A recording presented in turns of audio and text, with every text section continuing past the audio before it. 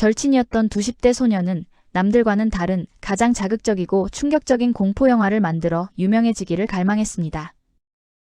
그러나 시나리오를 써 내려갈수록 소년들의 머릿속에서 현실의 윤리는 지워지고 그 자리를 광기 어린 환상으로 채워졌습니다. 소년들이 촬영한 비디오는 더 이상 단순한 놀이가 아니었습니다. 치밀하게 짜인 연쇄살인 계획은 시나리오를 넘어 실제 행동으로 옮겨졌고 카메라 앞에서의 연기는 곧 끔찍한 비명이 되었습니다. 세상을 놀라게 하려던 소년들의 반전 시나리오는 결국 누군가의 소중한 삶을 앗아간 잔혹한 범죄 기록으로 남게 되었습니다. Limited 911. I need an ambulance outside. Okay, what's going on? There's a dead rat on my nose. It's missing a finger. I have more bleeding. Not moving. Okay, I need you to get down and tell me if she's breathing. She's not moving. No, she isn't. She's cold. She's dead. She's dead.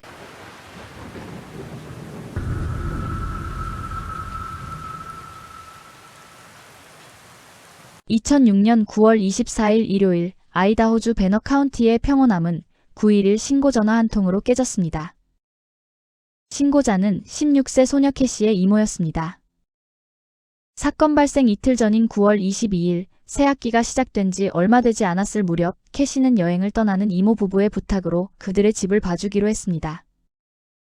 2마리의 개와 4마리의 고양이를 돌보며 집을 지키기로 한 것이 이 비극의 시작이었습니다.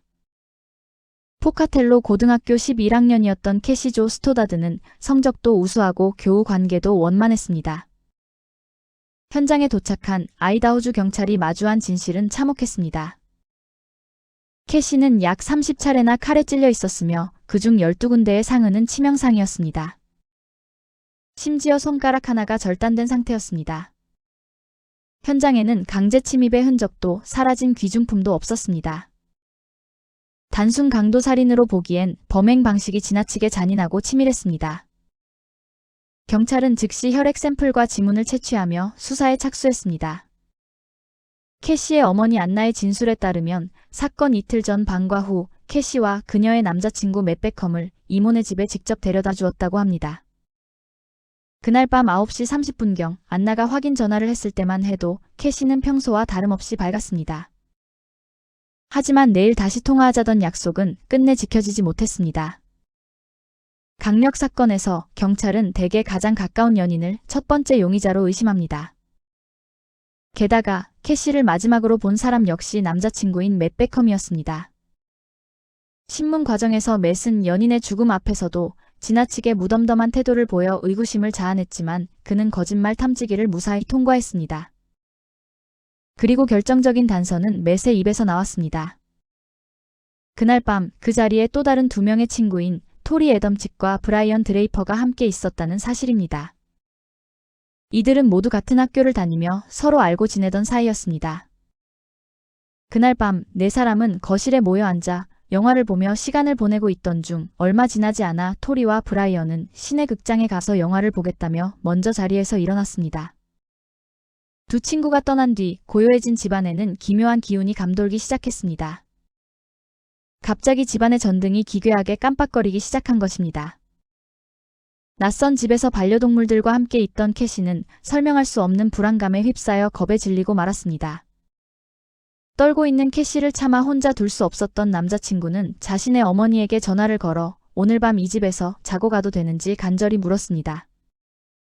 하지만 그의 어머니는 외박을 허락하지 않았습니다. 대신 캐시가 무서워한다면 우리 집으로 데려와서 재우는 게 어떻겠냐고 제안했습니다. 그러나 책임감이 강했던 캐시는 이모가 맡긴 반려동물들을 홀로 둘 수 없다며 끝내 집에 남기로 결정했습니다. 수사 결과 맷이 떠난 뒤 사건이 발생했음이 확인되자 경찰의 수사망은 자연스럽게 먼저 자리를 떴던 두 소년 토리와 브라이언에게 향했습니다. 경찰은 이제 그들을 각각 분리된 신문실로 불러들여 그날의 진실을 묻기 시작했습니다. 두 소년 모두 16세 미성년자였기 때문에 부모가 신문에 동석했습니다. One of the last 3 people, to see Cassie, and so it's so important and critical that we just answer some questions. Me and my friend Tori went to we went to Cassie's house and we talked to her and stuff. Did you go throughout the whole house? I walked Check out around. the house. Yeah. Just kind of showing you every. So you basically looked at every room in the house, got the House. lay of the land. Then what? And then I saw that he had a big video collection. So we looked at a bunch of movies and stuff. Okay. And then I think Did you look through those movies? I did. Okay. Do you like movies? I mean, Yes. what kind of movies? What's your favorite kind of movies? I like horror movies. 브라이언은 자신과 토리가 공포 영화에 얼마나 빠져 있었는지 이야기했습니다. 또한 자신이 쓰고 있는 영화 대본에 대해서도 언급했습니다. Tell me about the script. Well, there's a film festival in January. So we wanted to make a movie and then go there and What's the movie about? we were making like a slasher flick. 그날 4명은 영화 킬빌 2를 보고 있었는데 매우 폭력적인 내용이었습니다. Watched like maybe half an hour of it. Okay. About what time is this then? So we left. I remember we left around 9:30. 그들은 집을 나선 뒤 포카텔로의 한 영화관에 갔다고 주장했습니다.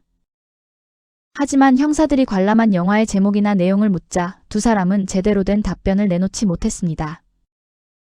영화를 봤다면서 기본적인 줄거리조차 기억하지 못하는 그들의 태도는 형사들의 강한 의구심을 불러일으켰고 수사는 이들의 행적을 확인하는 방향으로 급물살을 탔습니다. 형사들은 사건 당일 해당 극장에서 아르바이트를 했던 같은 학교 학생을 찾아내 조사했고 그녀로부터 토리나 브라이언을 본 적이 없다는 증언을 확보했습니다. 경찰이 이 사실을 전하자 두 소녀는 곧바로 진술을 바꿨습니다. This is the time you need to tell the truth. Yes, I should have told you about the cars. 그는 사실 집을 나온 뒤 인적이 드문 동네로 향했다고 진술을 바꿨습니다. 그리고 길을 따라 걸으며 주차된 차량들의 문이 잠겨 있는지 하나씩 확인했고 만약 잠기지 않은 차가 있으면 그 안에 있는 물건을 훔칠 생각이었다고 말했습니다. Is Tori with you the full time that you are checking cars out? Yeah, Tori's gonna tell us the same thing when we talk to him. yeah. 형사들은 곧바로 방을 옮겨 토리를 신문했습니다. We were scoping the neighborhood Why? because we were planning to go through cars. Remember the description of the cars, the color of the cars, what kind of door handles they had on them. I don't know what kind of cars. I don't usually pay attention to that. Are we going to be able to verify your fingerprints there? Probably not. I used my sleeve to open it. 형사들은 이들의 진술이 사전에 정교하게 짜맞춘 각본임을 직감했습니다. 그들의 말을 도저히 신뢰할 수 없었던 수사팀은 전략을 바꿨습니다. 공범이 있을 때 자주 쓰는 심리전술로 다른 방에서 조사 중인 친구를 언급하며 먼저 자백하는 사람이 유리하다는 분위기를 만드는 것입니다. 이를 통해 서로의 신뢰를 흔들고 불안을 자극해 자백을 하도록 유도하기로 했습니다. We're going to talk to him. You going through cars is a small piece of lint on a gnat's ass compared to somebody getting killed. So we're going to talk. Okay. 홀로 조사실에 있었던 브라이언은 형사들이 돌아왔을 때 극도로 불안해 보였습니다. You doing okay? I'll my parents. Well, I mean, you can talk to We just you. talked to him. 두 사람은 신문 과정에서 극명하게 다른 모습을 보였습니다. 토리는 비교적 지적이고 교묘하며 상황을 통제하려는 조종적인 성향이 엿보였습니다.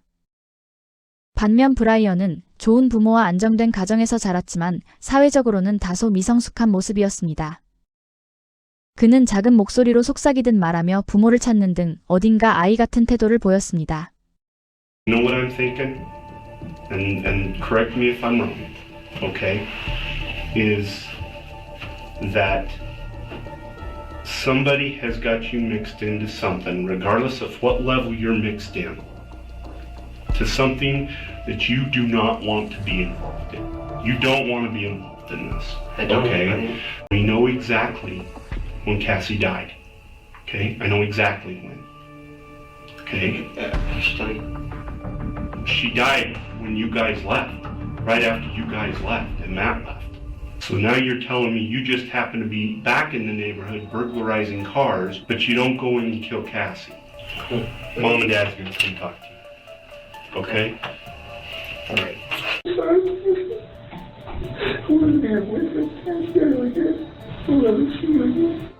Hallelujah. You're not going home. 부모는 그에게 옳은 일을 하라고 사실을 말하라고 했습니다. 이후 그는 거짓말 탐지기 검사를 받을 예정이었지만 결국 사실을 털어놓기로 합니다. We're supposed to be plugging pranks. 그의 진술에 따르면 집을 나선 두 사람은 차에 가서 미리 준비해 두었던 옷으로 갈아입고 가면을 썼습니다. 마치 공포영화의 한 장면을 재현하듯 약 15cm 길이의 칼과 장갑, 검은 로브까지 갖춰 입은 그들의 모습은 영화 스크림 속 고스트페이스 킬러 그 자체였습니다. 그들의 계획은 단순히 캐시와 그녀의 남자친구를 겁주는 것이었습니다. 토리와 브라이언은 앞서 집을 방문했을 때 나중에 다시 침입할 통로를 확보하기 위해 일부러 지하실 문을 잠그지 않았습니다. 열려있던 지하실을 통해 다시 잠입한 그들은 영화의 연출처럼 집안의 전기를 껐다 켜기를 반복하며 공포 분위기를 조성했습니다. 두 사람을 지하실로 유인하려 했지만 기대와 달리 아무도 내려오지 않았습니다. 결국 그들은 창밖을 지켜보며 맷의 어머니가 도착해 그를 데려갈 때까지 숨죽여 기다렸습니다. 맷이 떠나자 두 소녀는 영화의 오프닝 장면처럼 젊은 여성을 공격하는 설정을 그대로 실행에 옮겼습니다. 그들을 마주한 순간 놀란 캐시의 입에선 비명이 터져나왔습니다. 하지만 모든 것이 그저 짓궂은 장난일 뿐이라 생각한 그녀는 가만 안 두겠다고 소리쳤습니다. 그러나 장난이 아니라는 듯 토리가 칼을 쥔 채 그녀에게 다가갔고 캐시는 겁에 질려 뒤로 물러났습니다. 그리고 이내 아까와는 차원이 다른 날카로운 비명이 집안을 가득 채웠습니다. You stabbed her. It was like not just a couple times. Stabbed her. I don't know. I saw his arm go up maybe 3 times, and then that's when I was like, "What's going on, dude?" And he's like, and she didn't say a thing. And then she shined a flashlight on her, and she was going like this, and her head was like this, and her eyes were wide open, her chest was moving. And you still have your mask on? March at once. Yeah. The mask is still on. He said, we have to kill her. I can't believe I did this. And he said, we have to kill her. He finished her off and he kept going. And did you watch that or did you turn away? I watched him do it once and I'm like, what's going on? This isn't supposed to happen. It's supposed to be a joke. This is very important. Okay? Did you stab her too? No, I didn't touch You didn't- her. I you would didn't never touch her at all? Okay. And you're telling us the truth on that because it's very important. Yes. Okay. We're my good friends. Tori stabbed her. All the stab marks. Tori did it. Yes. He said that he would kill me if I told anybody. Straight back to his house. Well, what time do you think that you got home back to Tori's house that night? When did you guys go back? 11:30. Inside his house, we got pumping alcohol. Because it's supposed to be fireable, and then we got a blue plastic bag. So you put everything in the bag? Did you go back out? Yeah, she left. His parents just sleep. She go. And you left again. He was on his trunk. It's on his trunk when we leave. He drove everything we did it. We disposed of everything. 이제 형사들은 진실을 가려내기 위해 16세 토리를 다시 신문하기로 했습니다. Tell us what happened. With what? Out of Cassie's place. We went through cars, me and Brian. 브라이언이 이미 일부 진실을 털어놓았다는 사실을 알지 못했던 그는 여전히 차를 털었다는 기존 이야기를 고수했습니다. If somebody were to see you putting a blue bag in the back of your trunk. I don't know. 토리는 계속 범행을 부인했지만 브라이언은 점점 더 많은 사실을 털어놓았습니다. 브라이언의 진술에 따르면 그들은 집에서 물건들을 봉지에 담아 나왔고 차를 타고 집 근처 산으로 향했습니다. 그곳에서 봉투 안에 들어있던 물건들 위에 액체 한 병을 전부 붓고 성냥으로 불을 붙였습니다. 하지만 불은 예상만큼 활활 타오르지 않았고 불길이 잦아들자 상황을 빨리 마무리 짓고 싶었던 두 사람은 서둘러 흙으로 물건들을 대충 덮었습니다. 그리고 곧장 차를 몰아 토리의 집으로 되돌아갔습니다. I know exactly where it is. I'm the Black Rock Burning. Cool. Okay. Okay. So I'm gonna have them come get you, and they're gonna drive you up there. Okay. 브라이언은 형사들을 범행 증거를 태우고 묻으려 했던 장소로 안내했습니다. 그곳에는 살해와 관련된 물건들이 남아 있었습니다. 발견된 물건들 가운데 가장 중요한 것은 비디오 테이프였습니다. 그 테이프에는 사건 당일 학교에서 두 사람이 나눈 여러 대화가 고스란히 담겨 있었는데 그날 어떤 일을 벌일 계획이었는지에 대한 구체적인 내용까지 녹화되어 있었습니다.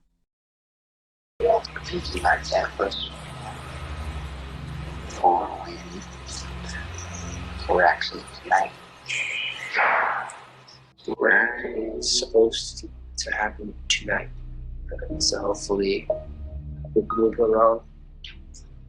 It will go smoothly and we can get our first kill done. I'm sorry, Cassie's family. She had number one. We have to stick with the plan. And she's perfect, so she's gonna die. Because I made things on my own. So you got our plan all worked out now. So I've always wanted to make a mark world. So it's a good way to do it. That would be a perfect thing, yes. 영상 속 그들의 태도는 믿기 어려울 만큼 냉혹했습니다. 친구를 살해하는 일을 마치 그날 저녁 무엇을 먹을지 이야기하듯 담담하게 말했습니다.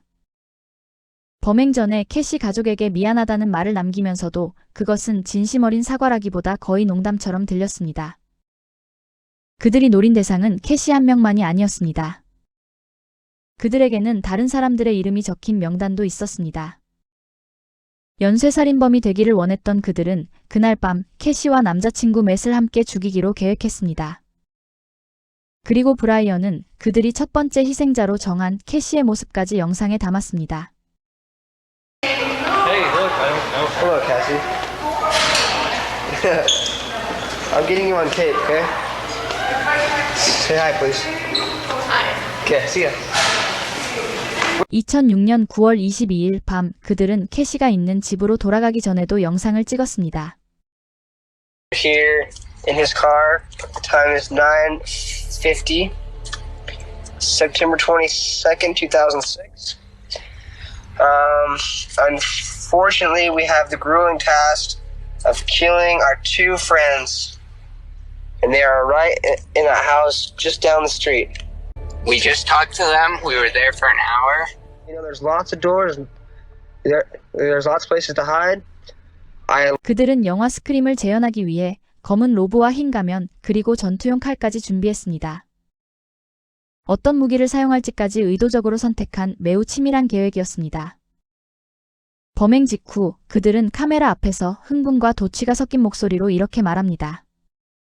Just killed Cassie. We just left her house. This is not a joke. I'm shaking. I stabbed her in the throat and I saw her lifeless body just disappear. Dude, I just killed Cassie. That felt like it wasn't real. I mean, it went by so fast. 이 압도적인 비디오 증거와 블랙록 캐년에서 발견된 물건들을 확보한 형사들은 다시 토리의 취조실로 향했습니다. We got solved about Black Rock Canyon too. Okay, we got a car matching your description, going up to Black Rock area. Did you guys dig anything up there? I don't know. If we don't get the truth, we can't come together. We can't work this thing out. We can't do it. You're gonna be left out in the cold. Can I talk to an attorney? You can do that. I love you, son. You know I love you. Do you know that I love you? Look at me. I do love you. 토리와 브라이언은 1급 살인과 1급 살인 공모 혐의로 기소되었습니다. 몇 달 뒤 아이다호 베노 카운티에서 16세 캐시 살인 사건에 대한 재판이 시작되었습니다. 통상적으로는 공범이 함께 재판을 받는 것이 일반적이지만 이 사건은 분리심리로 진행되었습니다. 두 사람 모두 미성년자였으나 범죄의 중대성 때문에 성인 법정에서 재판을 받게 되었습니다. 브라이언의 재판은 2007년 4월에 시작되었습니다.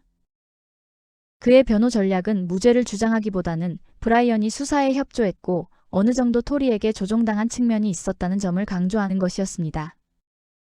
특히 브라이언의 협조가 없었다면 사건 해결이 어려웠을 것이라는 점을 부각하며 배심원들을 설득하려 했습니다. 그러나 7일간의 재판 끝에 배심원단은 1급 살인과 살인 공모 두 혐의에 대해 유죄 판결을 내렸습니다.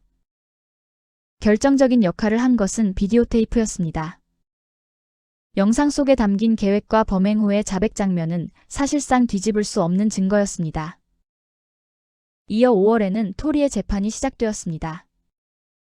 토리 측 변호인단은 책임을 브라이언에게 돌리는 전략을 택했습니다. 하지만 17일간 이어진 재판 끝에 배심원단은 토리 역시 모든 혐의에 대해 유죄 판결을 내렸습니다. 이 사건의 증거는 매우 압도적이었기 때문에 배심원단이 결론에 도달하는 데 큰 어려움은 없었습니다. 두 사람 모두 최고형인 종신형을 선고받았고 여기에 살인 공모 혐의로 30년이 추가되었습니다. 미성년자였기 때문에 사형은 선고되지 않았지만 사실상 평생을 교도소에서 보내게 된 것입니다. 이후 미성년자에게 가석방 없는 종신형을 선고하는 것이 잔혹하고 이례적인 형벌에 해당한다는 주장이 제기되며 두 사람은 항소를 이어갔습니다. 그러나 미국 연방대법원은 이를 받아들이지 않았고 판결은 그대로 확정되었습니다.